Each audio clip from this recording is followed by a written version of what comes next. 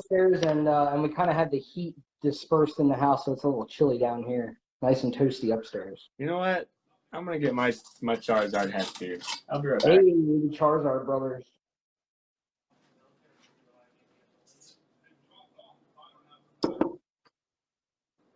I love it.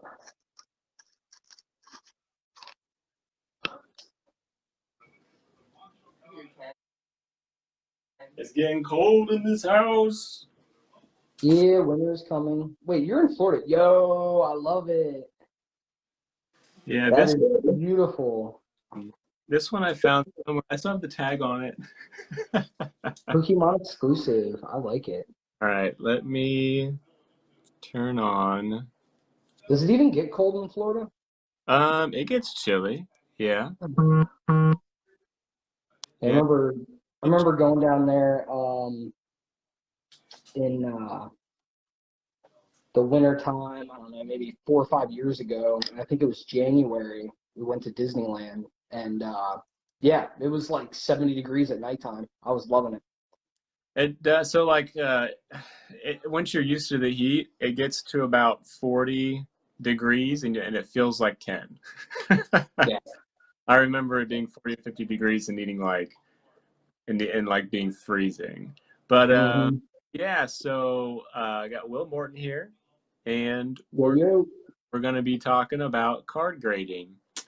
And so here is a good place to start. I've got a stack of cards because I've been going through my collection and my loose cards and stuff that's like really minty and that I want to get graded. But there's all these different options. There's all these different places that grade cards. Should I, so we're here to answer all those questions, like like PSA, CGC, Beckett. Do I use a third party to go through? Should I send them off myself? So Will and I are going to do our best with the knowledge that we have on the subject, which Will has a lot more than me. And I'm no expert. Yeah, but experts, Will has done submissions. He currently does quite a bit, and so hopefully we can answer some questions for people. And if anybody has any information to share on this subject, that would be really cool too. Yeah, absolutely. Yeah, so I guess first off,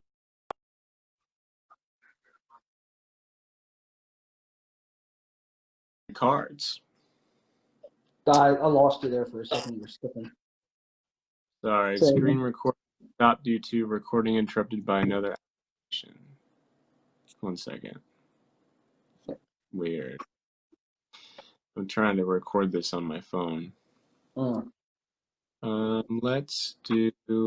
try that.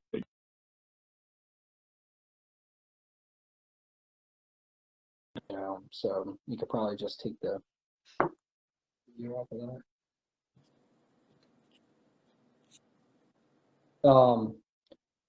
But yeah, so you got three different grading companies that are reputable. There used to only be 2 that were highly reputable. I mean, there's all kinds. You got GMA, which is not reputable at all. That's the cheapest option you're going to have for grading cards. I always joke around saying if you buy something GMA, you may as well just be buying it raw, because I mean that is the case. I mean GMA hands out 10s like it's candy, and so I definitely wouldn't recommend. I think they might charge like $5 or $6 a card, which is pretty cheap.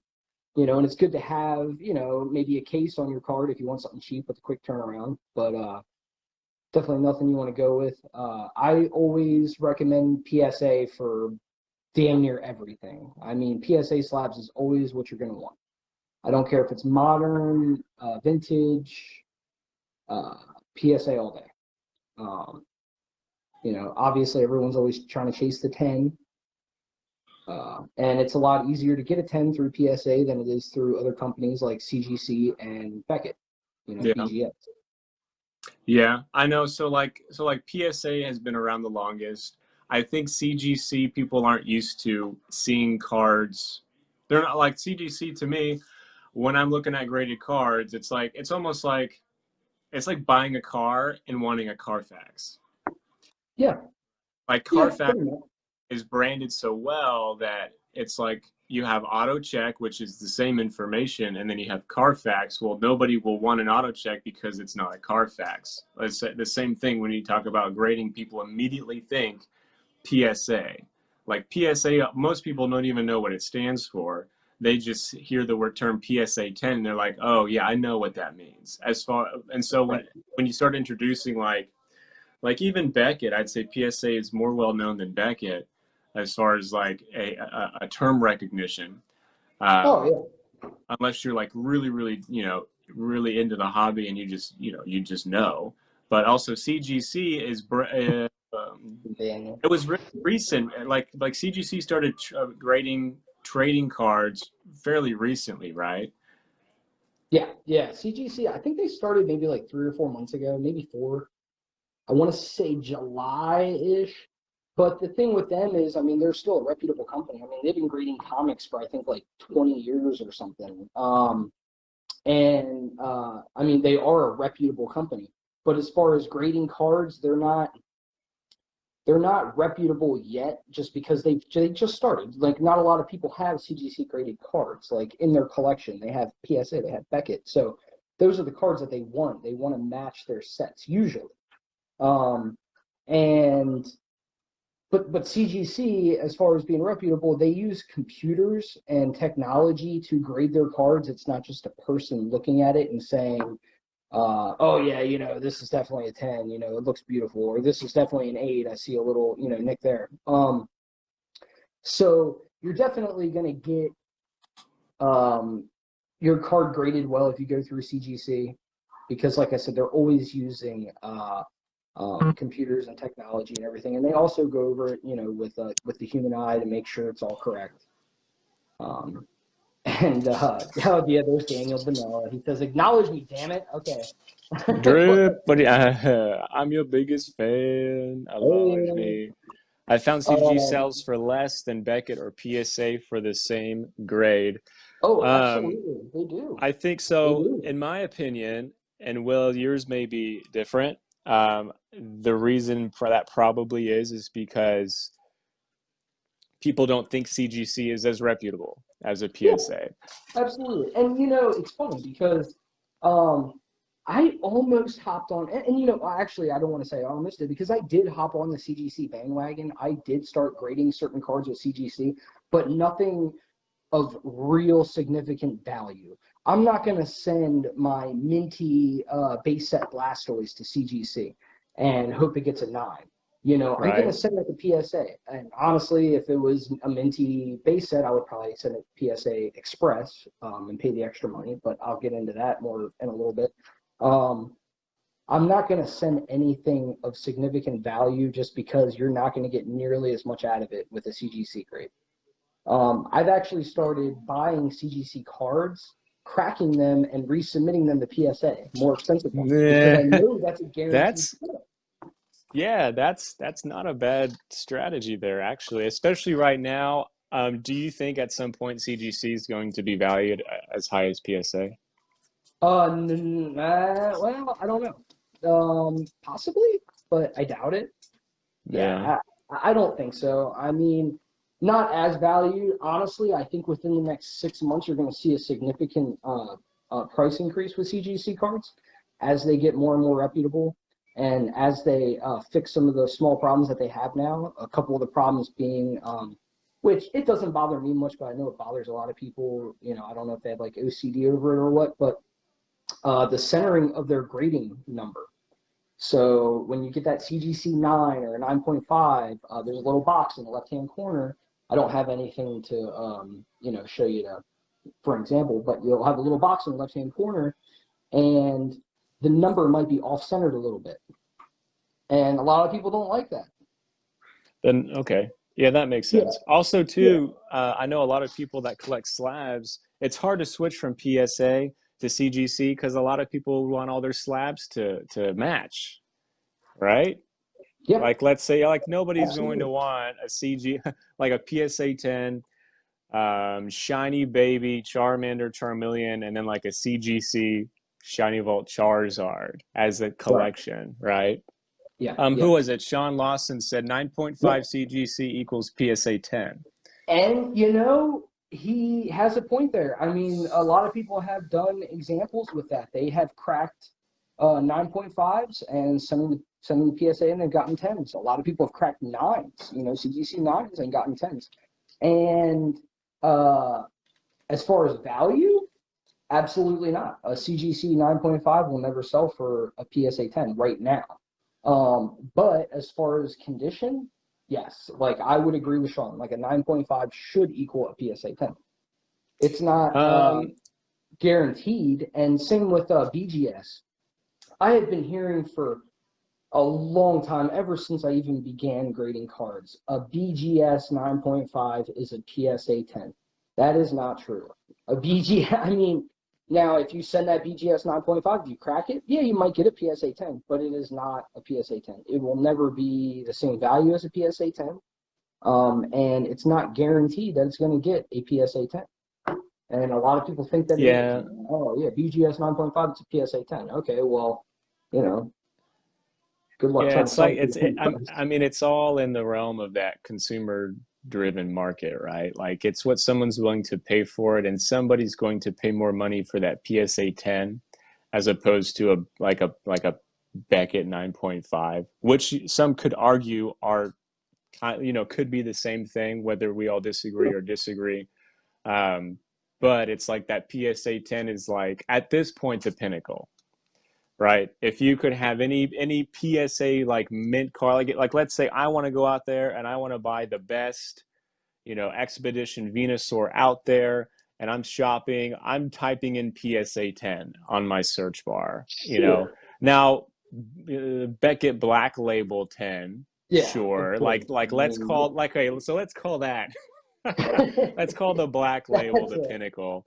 that And is then a a CGC whole 10, other, right. yeah, and then a CGC 10, next to PSA 10 at this point today, yeah, is not going to be the same. Now, I want to share, just some conversations that I've had with some people about CGC, and I want to know your opinion. So, with having most of their stuff using computers and technology, they're known for also being able to tell the difference between real and fake cards. They've got like infrared and X-ray, and they can go in there and basically tell you like, yes, this card, the way that it was printed, Yep. layered on top of each other, the material used, is authenticating that card. A good example is there's one in existence, PSA graded base set 2 Charizard that's missing the hollow foil layer in it. Yes. And some guy listed up for $1 million because there's only one. And so There is only when you one. when you have one, you can ask whatever you want, but it's still Yeah. hard to place value on like one thing. Right. Yeah. When I saw that joke, or when I saw that post, I cracked a joke saying that everyone's going to be opening up their base set 2 light packs now, looking for another one. Because like that's Yeah. always the Oh, thing. the You weigh light. your packs. Yeah. You weigh your packs, and obviously if it's heavy, some people might want to bust it open, look for the hollow. Well, now everyone's going to be opening up their light packs, trying to Right. chase that non-hollow value. So Billy says, talk about the PSA buyout. I didn't know there was one, but I just pulled it up on my computer, and we can talk about Yeah. that in a Yeah. second. There's going to be a PSA. Billy says, I think PSA gives those 10s because they get submitted as a CGC re-slab, and they want to diminish reputation. Well, I actually want to share something interesting about CGC too, as far as like a lot of people are saying CGC grades hard, like grades really hard. Like Mm-hmm. it's hard to get a 10 for CGC. I don't know if that's true or not, but I will share. I have a reverse holographic Charizard from XY Evolutions. That's probably one of the only cards that I'm like, dude, like this could legitimately be a 10. And so I went and I searched for a CGC 10 of this specific card, like on eBay, and I found 9s and 9.5s like out the wazoo, and I couldn't Right. see a single sold listing or a single listing of a 10 of this specific card, which I thought was really odd, unless they are indeed grading them hard and it's just hard to get a 10. Can Well, you yeah, they do grade them hard. and I think that's because they use the computers and the technology. It's not just a human eye looking at a card and saying, it's flawless. Because you have so many different variables. When you're getting subgrades with CGC and with Beckett, what do you got? Surface, edges, corners, and centering. Right. And to get a perfect 10 on all four of those is really freaking hard. That's why Black Label PSA 10 or Beckett 10 is worth so much money. Good luck. When you're talking corners, you're looking at the cuts of the corners too, not just any kind of wear or anything like that. Yeah. A Pokemon card has to be cut perfectly, no sharp edges, nice and rounded. To get a perfect 10 on corners, the centering has to be flawless. And honestly, I was looking through CGC 10s, and I don't think I've personally ever seen.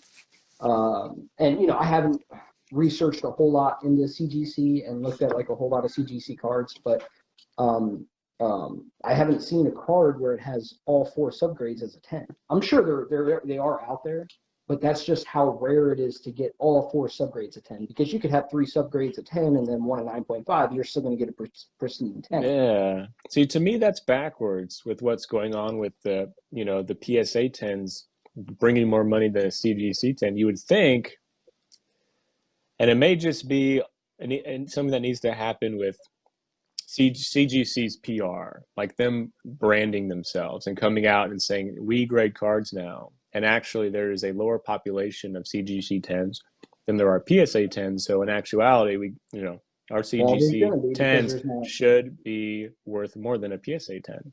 Well, but also CGC's only been around for 3 or 4 months. PSA's been grading Pokemon cards for what, 15 years, maybe longer. Yeah. Well, to be more clear about it, CGC's been around a lot more longer than that, but they just haven't been grading cards. They haven't been grading cards for that long, so you're not going to get nearly as many CGC 10s.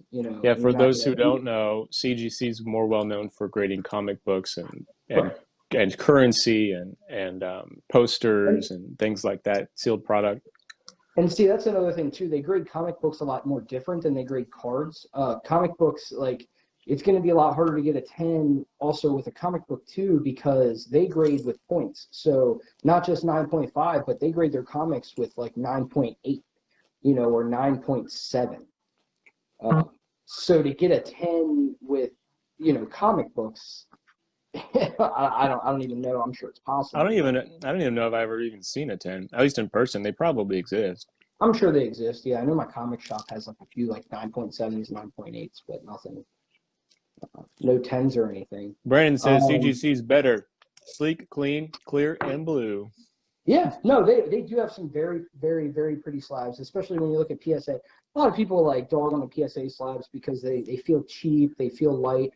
And, they are light. I wouldn't say cheap. And they do have the frosted glass, around the outside, but it's not where the card's at. Where the card's at, it's actually perfectly clear. But one good thing about PSA and Beckett slabs is you cannot open these without cracking the living crap out of them.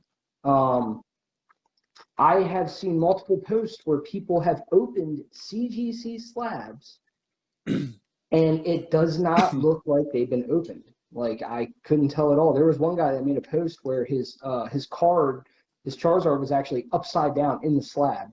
And, it was a joking post, look at my card, it's CGC sucks. My card's upside down. Well, sure enough, he was actually able to bust the slab open without it looking like it was open and flip his card upside down and close it back together. He wasn't able to reseal it, but he was able to make it look like he had this card that was upside down. And it just makes me wonder, to somebody that's, let's say somebody's has never bought or owned a CGC slab before. If they buy that guy's slab and they get it in the mail, they don't know better. Don't you have to be able to, I guess, is there a big difference between one that's sealed and one that's just opened and closed? Oh, well, yeah, because you won't be able to reseal it without, I think they use some kind of plastic welder, I'm sure, to Yeah. reseal it and everything. Chris is saying that they fixed that whole issue. I hope they did. I don't know for sure. But that is one of the big things. And sure, even if they did fix that issue, you still have these cards circulating from the beginning that have these issues, and that's huge, man. Like that is not good.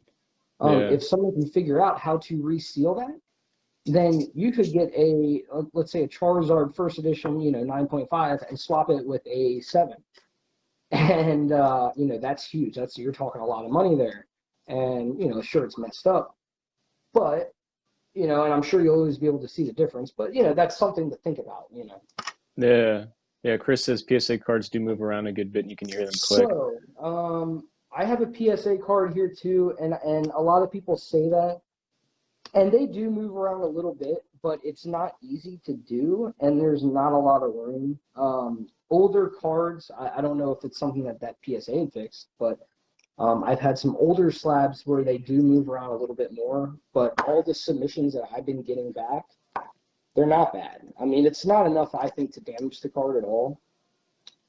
But that is something that people talk about, is how the card moves around inside the PSA case.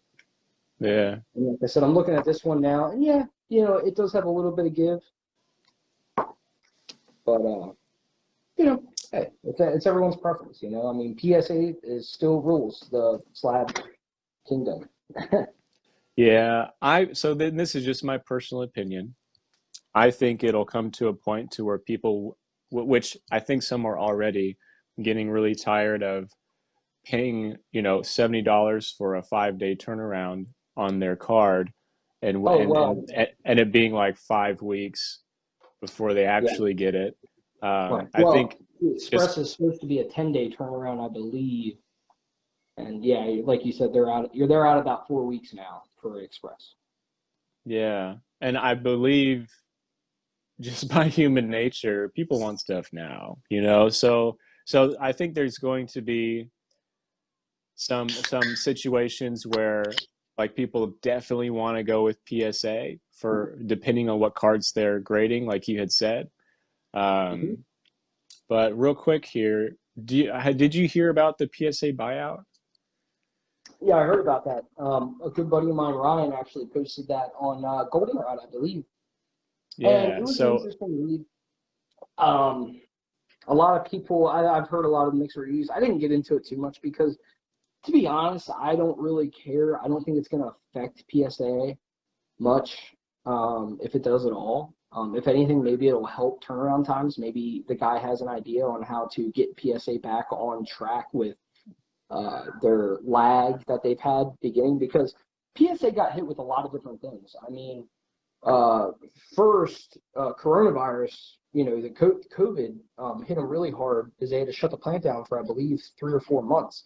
That's big. All those submissions that they had backed up, they weren't able to get turned through while they were still getting submissions that came in. I believe they put a hold on submissions for a while. But that was a big deal. And then after COVID, after they opened back up, from the COVID shutdown, more and more people were getting into the trading card game, and that was just even another big hit. So they went from being able to turn around a bulk submission in 45 business days to 100 plus business days after you wait 5 months for them to put it in your system. mm, So you're looking at a good year right now, honestly. Every bit of a year to get a bulk submission back from PSA, where before it was 45 days. that's crazy. Yep.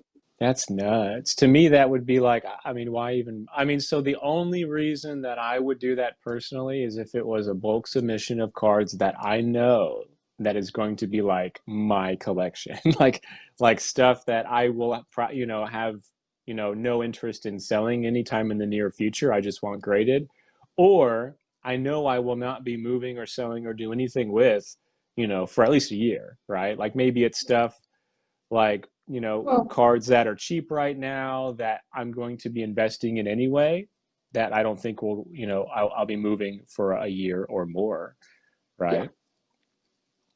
So Or go ahead. no, no, go ahead. Finish what you were saying.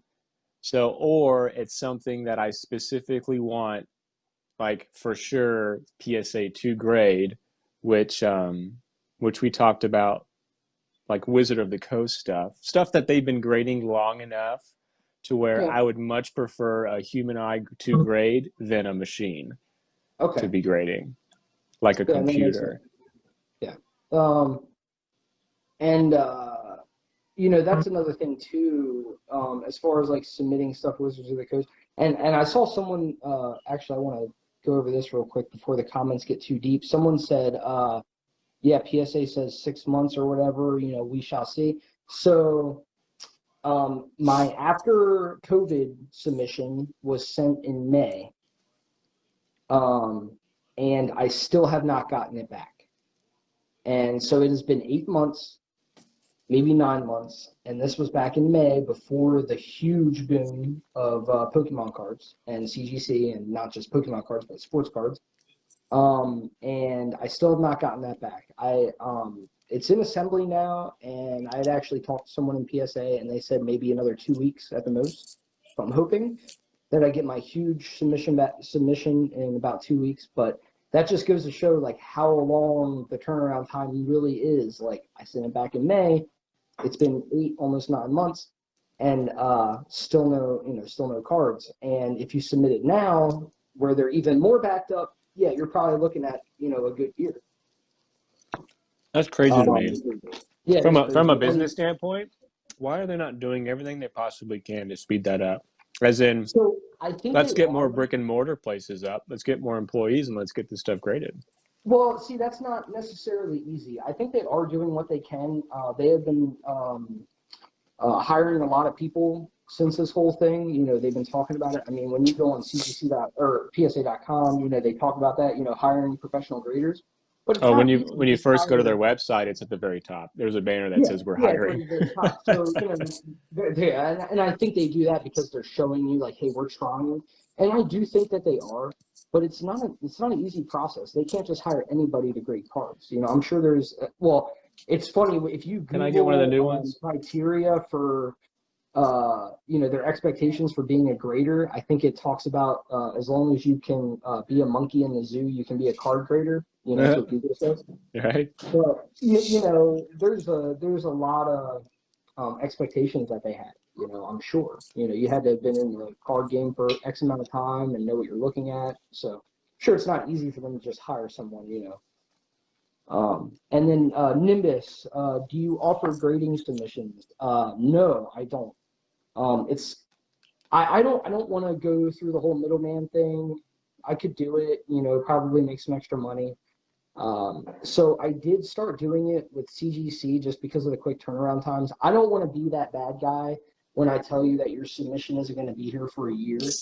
So I've thought about doing PSA submissions, but it's just, I don't want to be that guy, to keep on telling you, oh, it's probably going to be another couple months, another couple months, another couple months. Will's trying to control the market. Right. So with the buyout here, just to clarify, there's some questions going on for people that don't know, and you can Google it. PSA parent company agrees to a $700 million buyout offer. So Collectors Universe, parent company of PSA, sold to an investor group led by entrepreneur and sports card collector Nate Turner. You see that guy with all the YouTube videos? The one that's like, oh, I'm like a CEO by day and a card collector by night and the weekends or something. Is that who that is?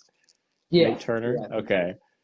Yeah, I watched a few of his stuff because I did buy a bunch of sports cards and I was trying to learn about them, but then gave up and like gave the entire collection away to somebody. But yeah, so it went from being a publicly owned company to now a privately owned company, and I wonder how that's going to affect the company. Yeah, I don't know. Like I said, I really don't know a whole lot about that whole buyout thing. Like I said, it didn't really affect me much. Like I'm still going to be submitting cards. People are still going to want PSA slabs. Will it affect the price at all? Probably not, but maybe. I honestly don't know. I can tell you Yeah. that I don't really care. I'm not worried about it. The only thing that would concern me about a company being privately owned as opposed to publicly owned is privately owned companies only have to answer to themselves, right? So Okay. let's say Sure. they want to, so that to me is they have the opportunity to actually control that market a bit, you Hmm. know. So like hey guys, we need to not be putting out so many PSA 10 shadowless chars, or or whatever. Like, not that that's going to happen, but to me, it's like it leaves me just a little bit of concern of Sure, that market could. being affected in that way potentially. But honestly, I think Money with makes this people car, weird. if anything, it could help because I think he might be able to. Maybe he knows a way to speed up processes with PSA, make everything a little bit more professional and whatnot without ruining their reputation. Because I mean, PSA's reputation is already really really good, and obviously there's some people that dog on PSA, which they should for certain things that they've messed up. Yeah. But I don't think they want to ruin their reputation, the reputation that they have. So I can't see anything like that happening. But it is, who knows? Yeah. I think, oh, what was I going to say? I forgot. I'm getting distracted by my pizza. I haven't had dinner yet, so I've been eating. Sorry. No, you're good. Um, um, oh, yeah, there's actually a surefire way to speed up production. It's not a cheap one, but it can be done. Someone already did it. It's called grading with computers. Oh, Computers but and technology are not but perfect. yeah. God, I hope they So don't do that. If they do that, I'll never get a 10 ever again. yeah, that's great. I mean, honestly, I it depends. Like, let's say, I don't know. It's just crazy. I think with the computer grading stuff, there a CGC 10, you know, once so people don't know. So that's the thing. It's like if people knew actually what goes into a CGC 10 compared to like a PSA 10, one's graded by human beings, one graded by computers. If we actually knew how they were going about grading them, like what Right, specs that computer was going off of, opposed to the human right, with the tools, the vision. I think it's a thing they put in front of the card to judge centering. They look at the card, scratches, all of that, which a computer will pick up pretty much everything. The human eye can miss stuff. If right. people understood that, and with having But faster see, that's turnaround interesting times too. and grading harsher, Yeah. I think CGC is going to give PSA a run for its money. So there is a few flaws in having a computer grade a card rather than just the human eye. And one perfect example that is well known is that CGC does not recognize the texture on a baby shiny card from Hidden Fates. Um, it is very, very hard to get a CGC 10 on a baby shiny from Hidden Fates unless it is a card from the very first print of Hidden Fates. Because on the very first print of Hidden Fates, you didn't have that texture on your baby shiny. And if Really? it was minimal. Yep. And that's why the system through CGC does not recognize that texture. So if you submit a new baby shiny, you are not going to get a 10. So does it pick it up as an error? Like Yes. the Well, not tech? really an error, but it picks it up as like surface wear. Ah, Yeah. yeah. That can be fixed though through Yeah. programming. And yep. And Justin wants to know: is it better to use a middleman or just do it yourself, especially if you see yourself sending a lot of cards in? So yeah, that all depends on the amount of cards that you have. Like, let's say you have 100 cards that you want to send through a PSA, and you don't want to trust anybody to handle your cards. I absolutely recommend spending $60, get a submission, or get a membership through PSA, and submit them yourself for $10 a piece through their bulk grading special. Even if I think their bulk now is only 20 cards or less, which is pretty good. So I would recommend doing it yourself if you haven't heard cards, but it's also a lot of work. You have to do a lot of research to make sure you do it absolutely right. Yeah. That's the Well, biggest thing. can you go into how you got started grading cards and the process that you went through to educate yourself on how to do it? Well, I started grading cards because I knew that you could get a lot more money in it. And you know, I hate selling raw cards. I really do. I hate Yeah, it's tough. taking back and front pictures, you know, and then you sell the card and then they get it and I'm like, well, you know, I didn't see this little nick here, and I'm like, you know, maybe I didn't either, you know. So it's such a pain in the butt selling raw cards. And so yeah, I got into it just because I knew that there was a lot more money in grading cards than there was, you know, selling them raw. I've always loved Pokemon. I've always kind of been into Pokemon. Uh, and my Pokemon. first, yeah, and my Pokemon. first submission was small. Obviously, it wasn't real big. It was a long time ago. And it was an express submission because I didn't want to wait, you know, for the bulk, even though it was only, you know, I think like 60 days, maybe 2 or 3 months. I did an express, and the very first card that I'd ever gotten graded was a first edition Lugia from Neo Genesis. Ooh. And I knew it had print lines because that's the big flaw for the PSA not or for the first edition Lugias is they almost all had print lines, you know, factory print lines. Which if you have factory print lines on a card, you're more than likely not going to get a 10. But I had my fingers crossed anyway, and I was like, please let me get a 10, you know, because they were going for like $15,000 at the time. Well, it came back in 9, and I bought the card for like $300, sold it for about, you know, 1,500, roughly 1,800, something like that. And ever since then, like I was kind of hooked. I was like, wow, this is freaking awesome. Like I just turned a lot of money, you know, Yeah. just See, from you to know, me, getting a yeah, card to me, game. it's a no-brainer. The hardest part is that turnaround time, though, Yeah, because it it's is. like, so, like, for example, you know, like I've got some stuff that I want to get graded, right? I could sell raw, but, um, oh, let's see. So, like, for example, my boy Scyther. So I got a really minty first edition, um, Gym Hero or Gym Challenge Rocket Scyther, and I want to say raw in like mint condition is 100 to 150. If I spend the Yeah. money to get it graded, I don't even remember. But like basically the difference is hundreds of dollars, especially if it pulls, you know, Oh, absolutely. a 9 or a 10. And Absolutely. so right now, like you said, waiting. Well, so like expedited, if you pay the money, so that's the thing that I have to consider is if I want to pay the extra money to get it months sooner, you know, turn a year into 6 months potentially. Is that so? What's the quickest option for PSA? Like, if I wanted to submit that card, what would I be looking at as the quickest option and quickest turnaround time? I mean, it depends on how much money you want to spend, right? They have a walkthrough service, which I think is 24 hours. And I think that's like a $500 service, I believe. 500?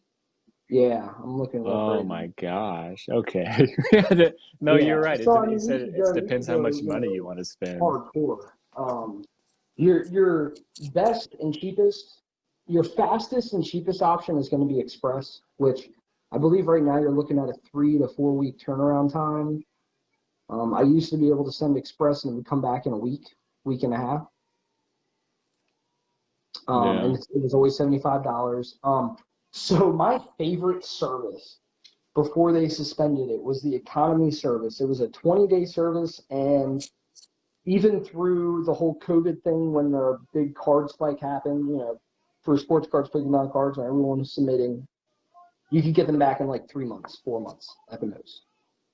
And I mean, that was awesome, you know, to be able to spend twice as much, you know, instead of $10, you spend $20. You could submit only 3 cards if you wanted to.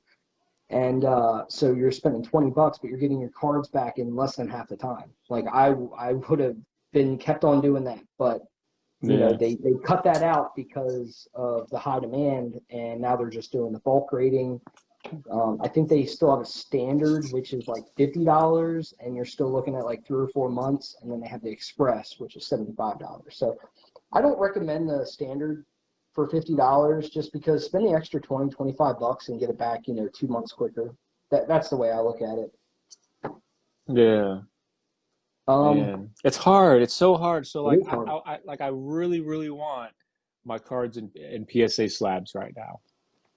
It all depends on how expensive it is, man. Like, And when Champions Path first came out, I had a hyper rare Charizard and a shiny Charizard, and I sent those through Express just because I wanted to get them back quick. And I actually sent a VMAX and a hyper rare VMAX sequential. They both got 10s. I paid $150 for the service total, and plus a little bit for shipping. And they both came back 10s, and I turned $400 or $500 worth of cards into $1,200. I mean, and how long did that take again? And how much money did you just spend? At that point, it was about 2 weeks, and I spent $150. Yeah, so the 70 or 75 per card. Spent $150, but I turned $500 worth of cards into $1,200 worth of cards. Yeah, Billy Campbell just said he sent November 2nd 5 crystal types. I remember that, and he still hasn't gotten them back. I think that was also through a middleman service as well. I don't think he submitted them himself. Okay. So if you go through a middleman service, it's whenever they plan on mailing them out. They might not have been mailing them out until 2 weeks after you sent them in. A lot of middleman service only sent out once a month or once every 2 weeks. So you have to wait. You're on their schedule. And I wanted to talk. It wasn't himself. And that's another thing I want to talk about, middlemen, and how to choose your middleman, because this is so important. You want to use someone that you can trust, like, with your life. You want to use someone that you know.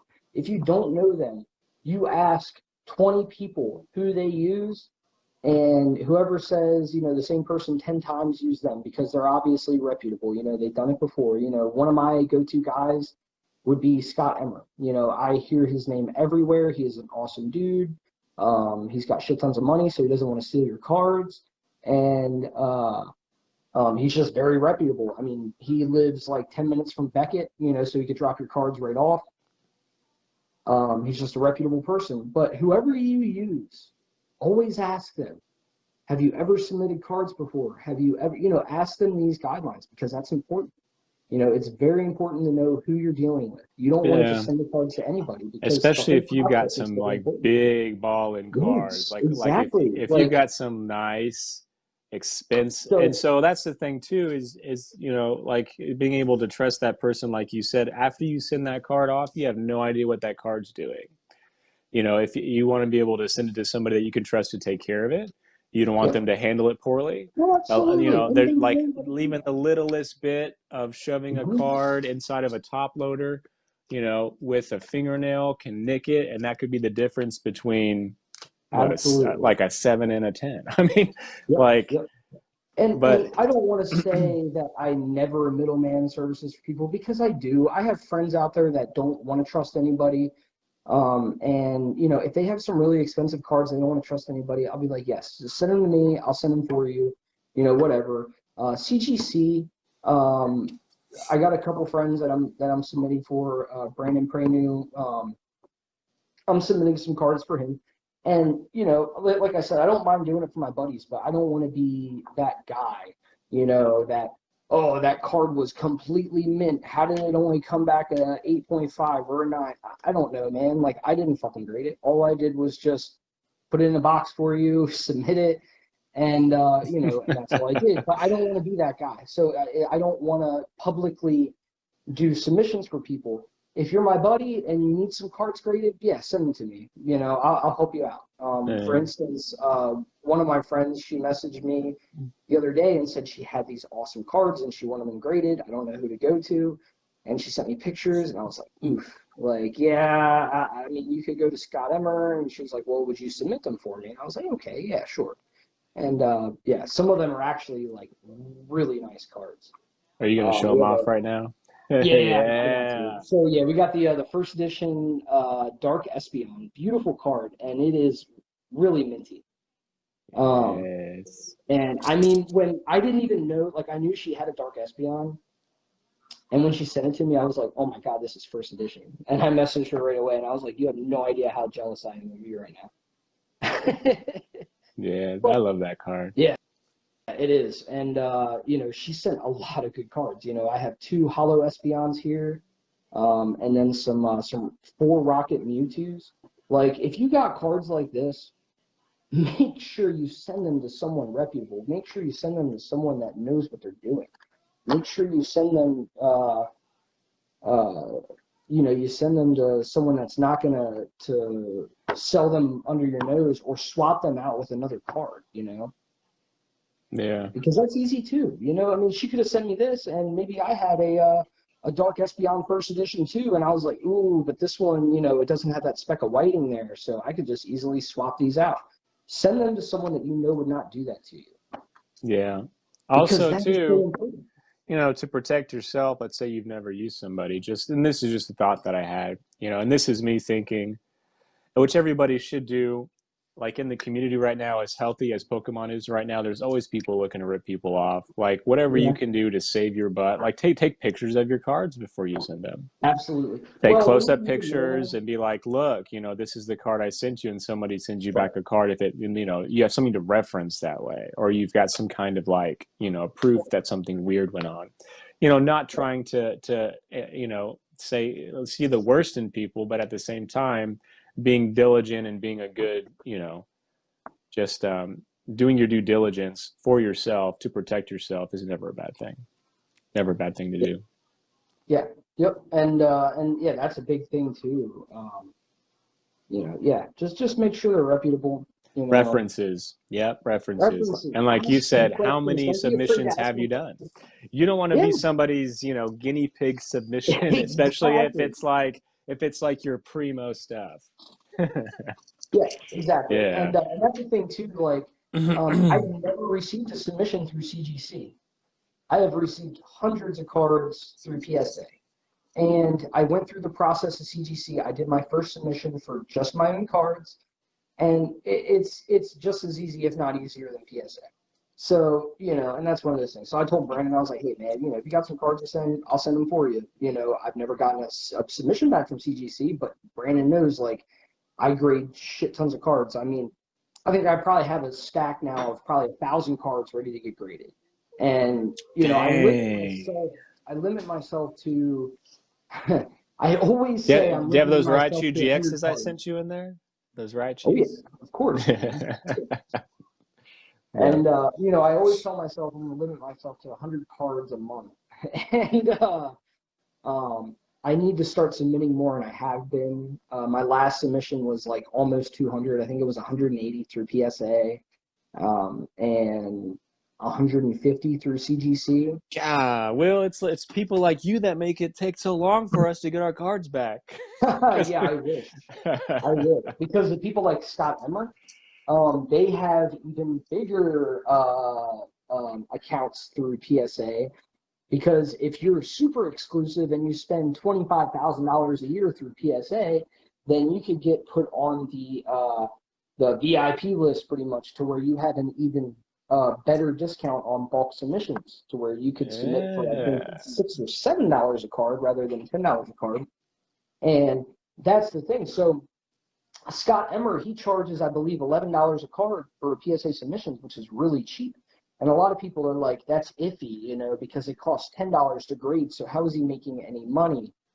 Well, it doesn't cost him $10 a grade, because he's not a small guy like me and you. He is submitting $25,000. Like, he is spending $25,000 at least a year through PSA. So he is getting Yeah. those deals. Well, you want to think about it this way too. Like, if it was me, I would pay an extra couple dollars to somebody that I know is reputable and that has done it a lot and I know I can trust, as opposed to, someone else that I don't, and save $2 a card. Like, to me, I'd pay the money for the reputation. Oh yeah, absolutely. Yeah, Billy Campbell said I'm wearing my hold my dick shirt right now. Yeah, Scott Emmer, yeah, Scott Emmer that's Lord Rush's didn't saying Scott with didn't pay Pokemon us any World. money before this, by the way, to promote him. We're doing it for free. We should have. Scott. Yeah, Yeah. yep. Scott Emmer, if you're here, someone tag Scott Emmer. Yeah, for our 13 viewers. Yeah. If we equate that to YouTube view monetary gain, what do those guys make? Like a penny a view or something? So 13 that's another thing cents. too. Like, as far as Scott Emmer, I'm actually about to send him some cards, which So you're all like, well, you do all these submissions. Why are you sending Scott Emmer cards? Because I never send to BGS. I will never send to BGS unless I have a very strong feeling it's going to get at least a gold label 10. Because what's the point? You know, I don't want a 9.5. No one wants a BGS 9.5. Come on, they want that PSA 10. Yeah. So unless it seems like it's going to be a PSA 10, which I have 4 cards here that I really think have a lot of potential to get BGS 10s. These are definitely going to Scott Emmer to get middlemen. Oh, that's Scizor. Oh. Yeah, honestly, I thought about you as soon as I put that in here because I looked at it and I was like, this centering is friggin' amazing. And when that comes back, will you let me know? Yeah, for sure. Okay. If it gets a 9.5, it's got your name written all over it. Oh man! Oh yeah, thanks. Awesome. No, but that's another thing with SV cards. Even a lot of new modern cards and everything. If it's got good centering, more than likely it's going to get a 10. Pokemon did a really great job on Hidden Fates as far as the edges and the corners and everything. So that's one thing to think about. Always look at centering when you're buying these cards, unless someone put them in a freaking premium sleeve. Don't put your cards in premium sleeves if you're going to get them graded. Yeah. Ever.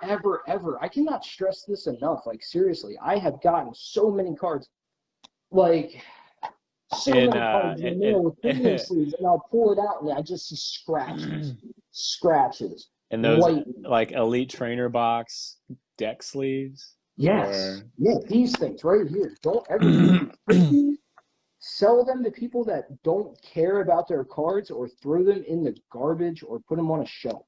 Don't ever use these for resales. And they're fine for like playing. Like they're meant to have your cards in that you're building a competitive deck with. They're not a collector's sleeve.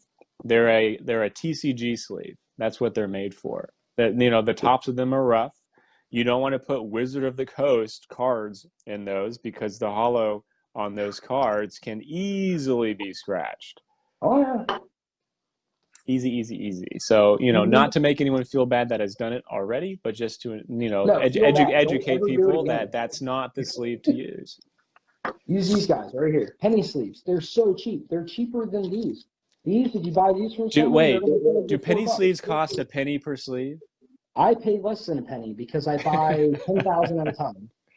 Oh, wow. You buy 10,000 at a time, you're going to pay $0.005 a piece. So a half a penny a piece per sleeve.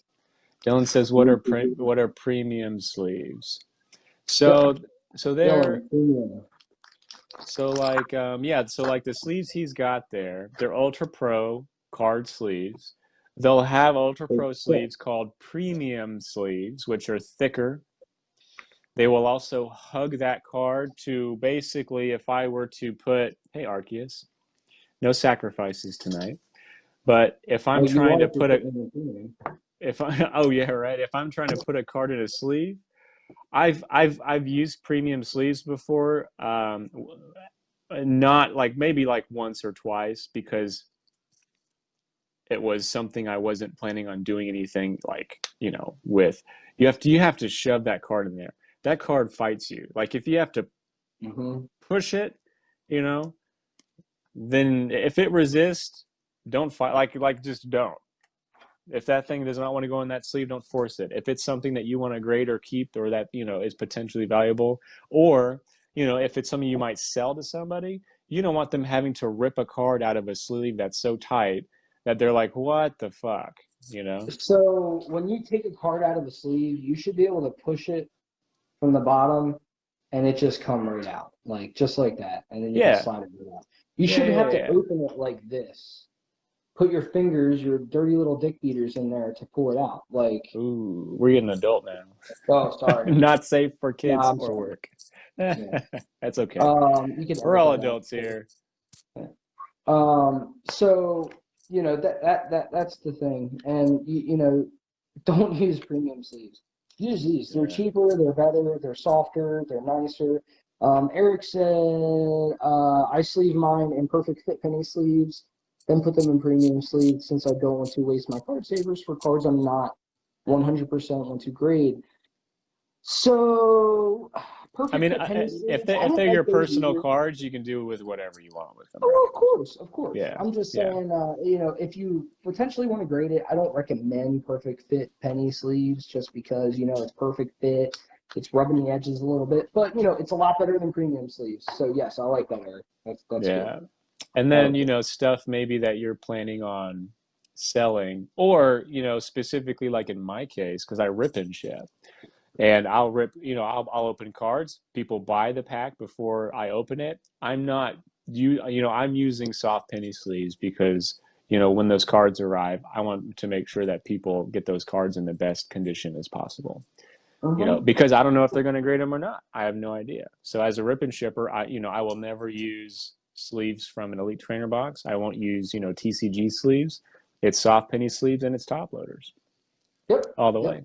Unless it's, Absolutely. like, I'll top load the hits, that kind of thing. But yeah, just stuff to be mindful of. It really depends on what you want to do with that card. Like, if it's a binder card, if it's a binder collection card, it's not something you're ever going to get graded. You can put it in whatever you want. Yeah. You can put it in one of those Elite Trainer box or the deck sleeves and shove it in there like that. That's fine. That's whatever. But Yep. just for the people that are going to be grading them or shipping them or selling them, it's just stuff you have to think about because Absolutely. they are the people, the consumers are the people that are buying them. Yep. Yep. And and that's another thing too. You know, when you're sending to a middleman, you don't need all of these everything that you would need to submit them yourself. Like the card saver ones, usually if you send to a middleman, they provide those for you. That's included in the cost, so you don't have to sit there and Yeah, buy 200 rigid sleeves. So that's another thing too. Like if you're submitting 20 cards, even 50 cards, like don't do it yourself. Don't spend the $60. Like just send them to a middleman that's trusted. You know, because then it's so much less hassle. You know, you don't have to deal with it. You don't have to worry about it. Um, do you have a slab collection, Will? no, I sell all my slabs. You sell them all? I sell them all. I have one left, and the only reason why I haven't sold it is because I love uh, no rarity symbol jungles, Ah, yeah, the and I misprint. think that they are a sleeping giant, man, and they're gonna hit hard one day. Yeah, is that a You've seen PSA some of my 10? collections before, but yeah, they all get sold. You know, I mean, I've had a lot of fun. Yeah, yeah, So, you that know, PSA 10 base set Blastoise. oh, So, oh, do you want to tell the story? yeah. Like, Well, okay, so I got a PSA 10 base set Blastoise. I was so excited. When I first got it, I was like, "Yo, guys, this cart's freaking worth $2,500! Like, super stoked." I paid like $20 for it, you know, in this part of this big collection that I bought. yeah, base set So Blastoise. happy. Yeah, yeah, base set Blastoise, and I was so excited. So anyway, I decided to go ahead and sell it, you know, because I sell slabs. I don't keep slabs. Slabs are too expensive. Why would I keep a $4,000 card? That's just me. You know, Got bills to and pay. You got kitchen counters to replace. Come on yeah, now. exactly. And that's the thing too. Like my girlfriend wants me to start working on this house. Well, you know, I'm not going to do that collecting slabs. So Man, anyway, before you continue, I will say that's one of the hardest things about doing this for a living because I do this for a living.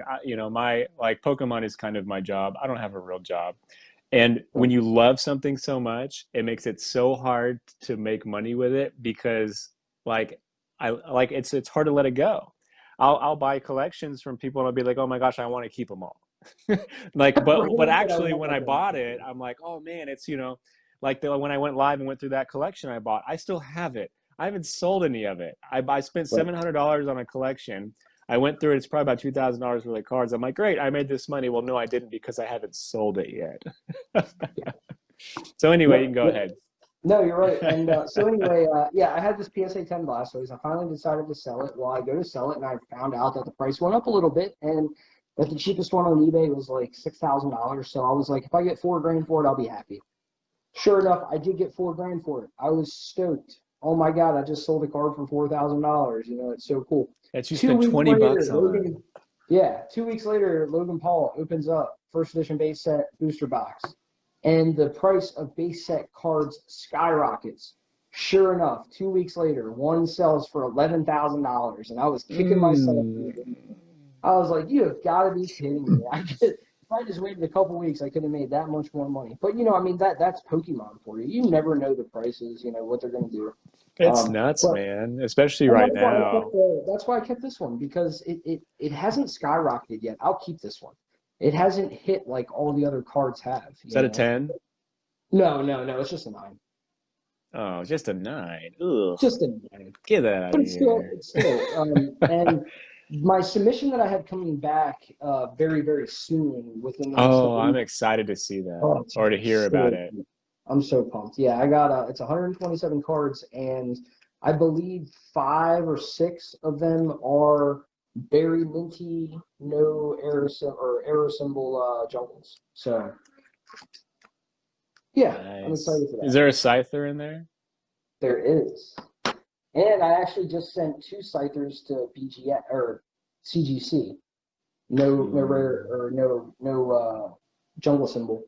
And yes, I will send some Wizards of the Coast to CGC that are not minty. If they were minty, they would have gone to PSA all day. Yeah. So far we talked about the differences between Beckett, CGS, and PSA. There's others, there's other grading companies, right? But these are the biggest. Yeah, these are the biggest ones. Yeah, I mean, yeah, not to say they are going to do a poor job grading your cards, but in a market that's driven, yeah, but in a market that's consumer driven, and it's a popularity contest, you'll never get as much money in a slab that's not one of these 3 we've been talking about, the Beckett, CGC, or PSA. So we talked about those. We talked about reasons to send to some and not to others, and we've discussed, yeah. So what do you think we need to talk about next, if there's anything else to talk about? I want to talk about what to look for when finding certain cards to grade. Yeah. Because that's very important, especially with Wizards of the Coast. With modern cards, you don't really have to look for it too much because stuff's already going to be pretty minty unless they put them in a premium sleeve. But things that you want to look for when grading Wizards of the Coast cards, especially just base set ones that are not very valuable, but can be if they come back 10s. Which you never know if a card's going to get a 10. I mean, that's for someone to tell you, oh, this card will come back a 10. They are full of it. They are lying. They don't know. Yeah. When you buy raw cards, if someone says it, someone cannot sell a raw card as like, oh, it's a PSA, it's a 10. Well, no, it's not. No, it's not. So one thing you want to look for is centering. Obviously, that's going to be the first thing that jumps out at you because you're always going to look at the card first from the front. Is centering. Does the card look good left to right? Does it look good top to bottom? Now, PSA they say they allow a 60-40 ratio for their centering. So there's actually a tool you can buy on Amazon, centering tool. I don't recommend getting it because if you use it, you'll never want to send another card to PSA again because you're going to be like, oh, the centering tool says it's not going to be a 10. No, just look at it. You could tell if it's really badly off-centered. Yeah. You don't need the centering tool. Yeah. What you could do, and I've done, is you can go to eBay. You can go look at PSA 10 slabs. They'll have pictures of them close up, front and back, and you can compare your card to that card. So you can, but you don't always want to do that, and I'll tell you why. So CG or PSA is a lot harsher in grading cards now than they used to be even 2 years ago. Really? Believe it or not. Yeah, and no, I mean that is a good point. You could do that with fresher slabs. Anything with like a 4 and a 7 in front of it. Anything beyond that, maybe even a little bit lower. As far as their serial number, but yeah, they were a lot. They're a lot harsher now than they used to be. And a lot of people don't realize that because they'll be like, oh well, my 10 has 3 spots of whiting on it and is off centered. Well, yeah, that could be, and like I said, they weren't as harsh, and but now they are, And so you always want to look at the centering, 60-40. Even if it has a little bit more, you know, it's possible you could get to 10. Look at every corner, especially with Wizards of the Coast. The corners weren't cut nearly as nice as they are nowadays. You'll see a lot more squared edges. I know it'll probably be really tough for me to show you. You'll see a lot more squared edges on Wizards of the Coast card, and that's something the PSA looks at. Whiting. If there's any bit of whiting on the back of your card, do not expect a 10. Yeah. No, definitely. So like even like one of the corners, and it could be a cutting error. Like a slight bit of white. Yeah. Absolutely. Not even just a slight bit of white, but just a little bit sharp. You know, it wasn't rounded off as nice. They look at that stuff. You know, I mean, that's their corners grade. But yeah, any bit of whitening, you're not going to get a 10, but it doesn't mean it's not worth submitting. Like I'm looking at a first edition Zapdos now that I have that I'm going to be grading. And technically this is an error card, but a lot of, but that's pretty much every first edition Zapdos has. I don't know if I can show you. I'll take it out of the case. So if you look at the holo, on the very top right corner, let me get the focus here. Come on, focus phone. There we go. So on the very top corner, you see that how there's no holo? No, I don't. But of course, so it's coming. Oh no, I do see. It's black. Yeah. So there's no shine right there. Oh wow, is that an error? Yeah, that's an error. But there's so many of these Zapdos that were like this, the first edition Zapdos. But if you sent this to CGC, you could get an error grade for that. You know. Oh right, that's right. Yeah, because CGC, so error grade. What, can you explain what an error grade is from CGC? So you have the option to spend extra money for CGC to put on your slab that is an error, and they will say what kind of error it is.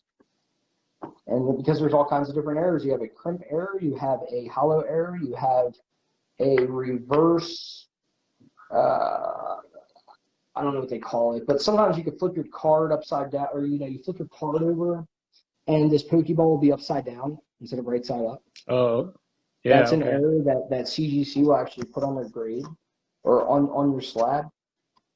There's a couple errors that I wanted to get printed, or that I wanted to get graded through CGC, which I have a double crimp error. Come on, focus. So this card is crimped on the top and on the bottom. Oh wow! What card is that? So it's a Hoopa. Yeah, double crimp. Yeah, double crimp, and this came from a dollar store pack. The whole pack, actually, Alfredo pulled it for me. He was giving away dollar store packs. I remember when that. Buying his auctions. Was that in the PokéTalk? All three cards plus the code card thing, not really code card, all came crimped. And yeah, that was in it. That's crazy. You remember that? I think I do. Yeah, that was when he was in the PokéTalk doing his auctions, right? Yep.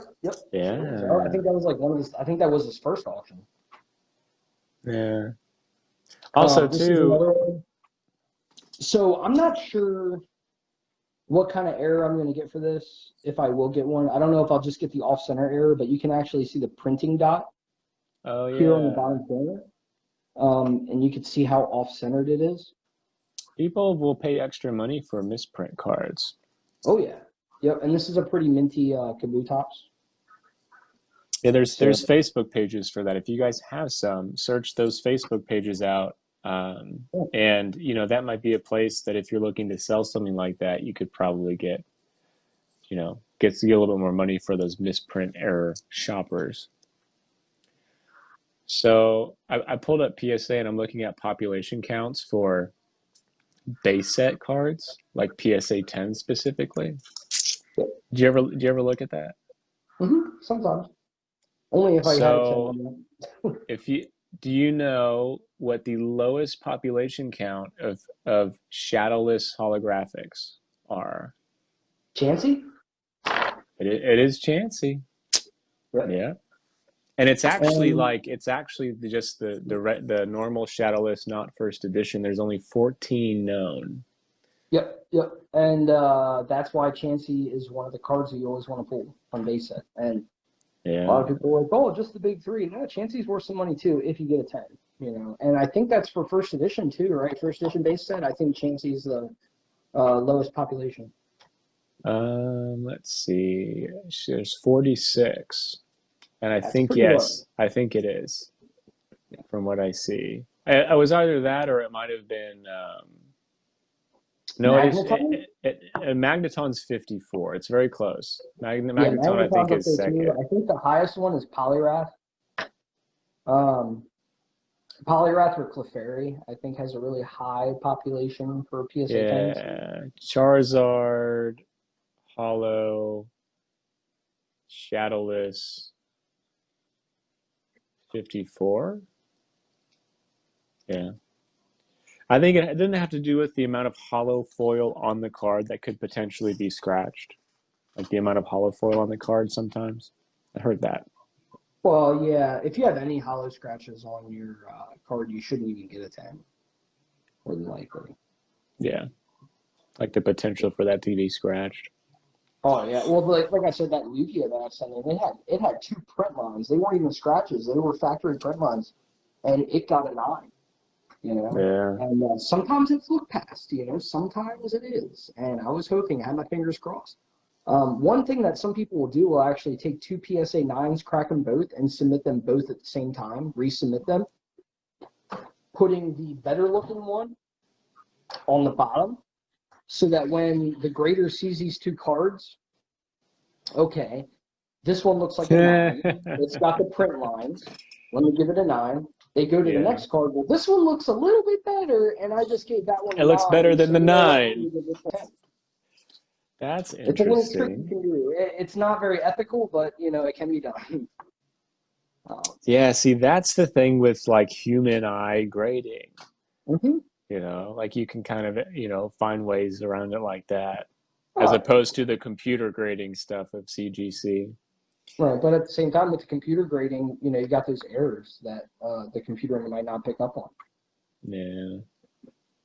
Stuff's wild, man. Yeah, it's crazy. So, yeah, I mean, I think that was pretty much everything I wanted to go over. You know, I talked about why you would want to go with CGC for quicker turnaround times, for, you know, the price is about the same. You can get the subgrades, error cards. I talked about the differences in the grading levels as far as express and, you know, regular and bulk. What you look for when you're finding cards to grade. So to finish up with that, you know, anything Wizards of the Coast that's hollow and it looks flawless, grade it. If it's Wizards of the Coast, it's shiny and spotless, grade it. 100%, you know. I mean, if you don't, sell it to me. I'll grade it. I will grade it. I will wait. I have patience. Yeah, so if you got patience and you want to wait it out, PSA is the way to go. If you want that quicker turnaround, you know, CGC, especially on newer stuff. When you're shipping stuff in a card saver, because card savers are flimsy, they're not, you know, rigid like operators. When you're shipping something in card savers, put it in between something. Every submission that I do, I always put it in between 2 pieces of poster board. I don't use cardboard anymore. Poster board is so much more sturdy. It's thicker. It's even a little bit lighter. And yeah, so but always put it in between something. You could ship something right like this and put it inside a bubble mailer, and I guarantee it'll be fine. Like, yeah. Or when I ship high dollar stuff, I'll put it in between cardboard typically, and then you go and you get those free small priority mailboxes, and you put it inside one of those bubble wrapped, and then you put that whole thing inside of something so it doesn't look like priority mail, and you're still under $1. You can ship it first class that way, and usually spend about, you know, $4 or $5 shipping, and then not only is it between cardboard, but it's in a box as well. Yep. And that's another thing too. Don't use tape. Rubber bands are your friend, man. Look, I mean, always try to use rubber bands. Rubber bands, yeah. Rubber bands. I invested in those a long time ago. Got my rubber bands. Nice. Yep. If you use tape, if you use clear tape to tape up my cards and to tape up the tops of my top loaders, expect a message from me saying, please don't do that again. Yeah. It just makes it problematic, and it's so hard to get off. I'll get a top loader, okay? I don't mind. Ship my cards in top loaders. That's cool. I love it. If you put a piece of clear tape on top of this top loader to ship your card, it's going to do nothing but cause problems, because now I have to try to peel that tape off with risking of damaging the card underneath by bending it. Yeah. And a lot of people are like, oh, just cut the top, with your fingernail or something. Okay, I could do that. But then what if the whole penny sleeve on the inside doesn't want to come out too? And then I'm pulling it out and scratching it on that tape as I'm pulling it out. Don't ever do that. If you want to use painter's tape, yeah, that's fine. Use painter's tape. That'll peel off real easy. If I ever have to use tape for my packages, I always use painter's tape for the inside of my packages. I'll use a team bag. You can use a team bag if you have them. But not everyone has team bags, Yeah. By team bag, I mean these. If you go to a local hobby shop, they should be sitting really, really close by to your penny sleeves somewhere. They're called team bags. Yep. And you can fit multiple cards in it, and it's got a peel strip adhesive. You fold over, you can pull it up and reseal it. They're really handy. Yeah, handy bags. Hey Taylor. Yeah, and Eric said that blue tape people use is easy to take off. Yeah, blue tape. I use the green tape, the frog tape, personally, because it's a little bit better. Yeah. Yeah, but it doesn't matter. So yeah, I mean that's pretty much everything I wanted to talk about. Well, cool. Well, thanks, man. I appreciate you taking the time to chit chat about grading and stuff. Will Morton, everybody, if you have not met him, he's active in many groups. I believe he moderates Wizard of the Coast, which is specifically Wizard of the Coast cards. It's a fairly large group. Yeah, and, we have if you have any 10,000 people actually. Yeah, if you have any questions, I'm sure Will would take the time to answer them. PM him. He's a good guy to network with. But don't blow up his mailbox trying to send all of your cards to submit through him, because like he said, he doesn't do that. He doesn't promote card grading. But there are people that do. There are some in the community here at Goldenrod that do. And be sure just to get your references. Make sure you're sending them to the right person, and yeah, and good conversation. CGC, that's something that I may end up doing in the near future. I'm waiting for my first submission to come back just to make sure everything goes well. I've thought about it, and so just keep your eyes peeled. Might happen, might not. I don't know. Peel them back, Curtis. Do it. And all right, my man. If you ever need anything submitted, I got you, bro. You're one of my best friends. Oh, good. So this is my stack. I'll go through my stack that I want to submit here for funsies. So I've got a very nice condition, first edition Dark Alakazam. Centering is very nice. It does have a little bit of whitening on it, I believe, over here in this corner. I'm sorry. I got to interrupt you. Curtis. Taylor, I am so sorry. You are one of my besties, too. I will. He's been so upset with me lately because I've been so busy that I haven't been able to talk to him as much. Taylor, I'm sorry. Curtis, go ahead. You can continue. Yeah, we're just kind of going through my little cardies to get submitted for the gradings. Dude, that Expedition Venusaur, though, bro. Oh, yeah. That's nice. I have two of them, actually. And they're both pretty similar condition. This is a Japanese Neo promo, number 006. Very pretty. Yep, centering on that's really nice. Japanese cards tend to be at least produced or made a little bit better, in my opinion. This is a really nice minty Flashfire Charizard. This one, reverse holographic. Oh man, I forget which set that's from. What'd you say? Is it Rebel X?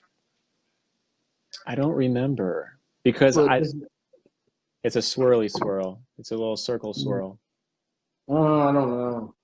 I forget. I don't know. I always get confused in those because I know it's not Wizards of the Coast, but I always get confused in those. I have two minty legendary treasures Charizards. This one, because it just looked really centered, and I like Ampharos a lot. So, Yeah, Ampharos is a cool card. That's a popular card, man. It yeah, really is. I got my Ooh, it'd be nice my to get. Rainbow Chew that Chris Hodge actually pulled for me.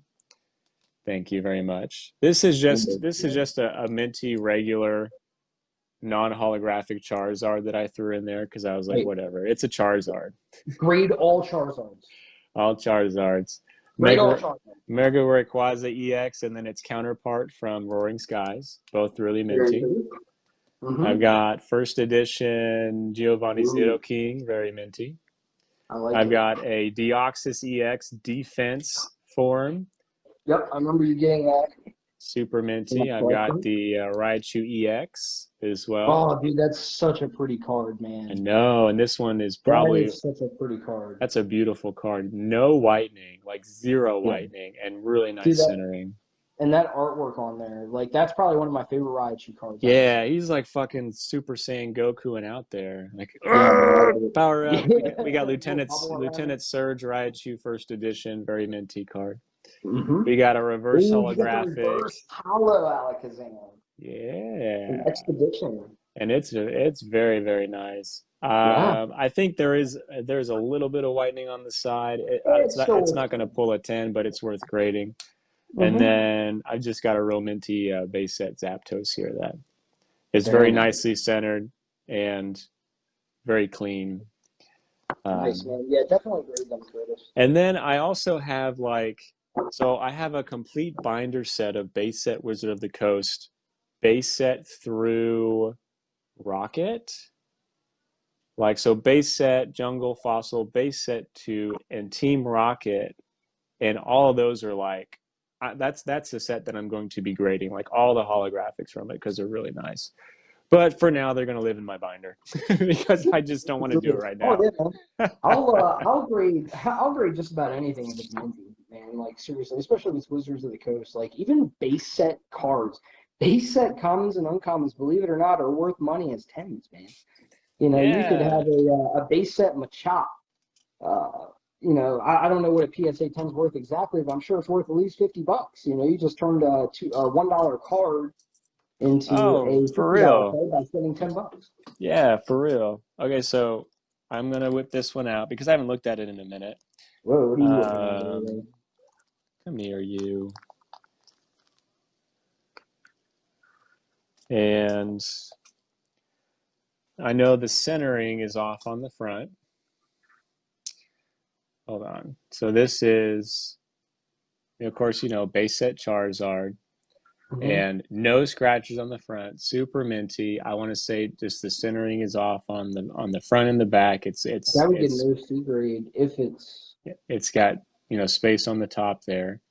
yeah. But whitening wise, there is probably just the tiniest bit on 3 of the corners Okay. there. Not bad though. But definitely the nicest base set Charizard that I've ever owned, and it stays in my collection. So I don't know. So I I'm mean, sure it'll get at least a 7. And the cool thing about that card is, as long as it gets an 8, it should get an OC grade, which a lot of people like that. You know, PSA will put an OC next to their grading, their grade number, as long as it's an 8 or a 9. what does OC mean? Off center. Oh, okay. So if it's off centered enough and it gets a 9 or even an 8, then you can get that OC grade. And some people collect just OC grades. So you have the potential for buyers that buy PSA 9s if it gets a 9, and people that buy OC grades. So, you have a bigger market and it's going to be worth a lot more. Good bit to know. I didn't know that. Yeah. Yeah, always look for OC. Like this Kabutops that I have, if it gets a 9, like if I were to send this through PSA and it gets a 9, it would definitely get the OC grade, because of how off-centered it is. I mean, like that's severely off-centered. But with Yeah. CGC, it would also get the OC grade. And honestly, I don't know if they would consider it an error or not because of the printing dot. So that's kind of why I wanted to send it to CGC, just to see what would happen. If I don't like the grade, I'll crack it and send it to PSA. Can you whatever. send a CGC slab to PSA? You can. Just send You it don't even have to slabbed. necessarily track it. You could send that slab to PSA, and they call it a crossover. There's a whole submission level through PSA called crossover, and you could send them BGS or CGC slabs, whatever slabs you want, and they'll crack it themselves and cross it over for you. And you could do a thing too where, say you just got a submission back from BGS and it's a 9.5, and you're like, okay, well this should come back to PSA 10. But if it doesn't come back to PSA 10, I still want to keep that 9.5, right? Because you would rather have a BGS 9.5 than a PSA 9. There's an option to where they will not crack it out of that case unless they strongly feel it would get a PSA 10. So they will look at it through the case and say, okay, it definitely looks like a PSA 10. We'll go ahead and crack it. Well, that's They're not going nice. to guarantee you that it's going to get that PSA 10, but if they look at it and they see a speck of whitening and they're like, that's not going to get a 10, they'll leave it in that slab for you and ship it back. PSA will. Yeah. Yeah. As far as I know, I've never done that before, but if you look at the website, you know, I've looked up and down the website so many times, and I saw an option for doing that. The only thing I've never done a crossover. The only thing I've done is reholders. If you have like a cracked case, or if you have an older case, you know, because PSA has changed the look of their labels lately. If you have an older case, then, or a scratched up one, you know, they'll re-encase it for you, re-encapsulate it for you for, you know, like $10 or something. Yeah, nice, not bad. Yeah. So, all right. Well, all right. Yeah, well, yeah, I think we touched questions? everything that we wanted to talk about. Will, appreciate you, man. Yeah, and thanks everyone for coming out and hanging out with us during our grading conversations. So cool, man. Well, I'll talk to you soon. Enjoy the rest of your night. All right, and thanks, man. happy Sunday. Hope everyone has a great week. And yeah, later, guys. All right, love you. Bye. Love you. Bye.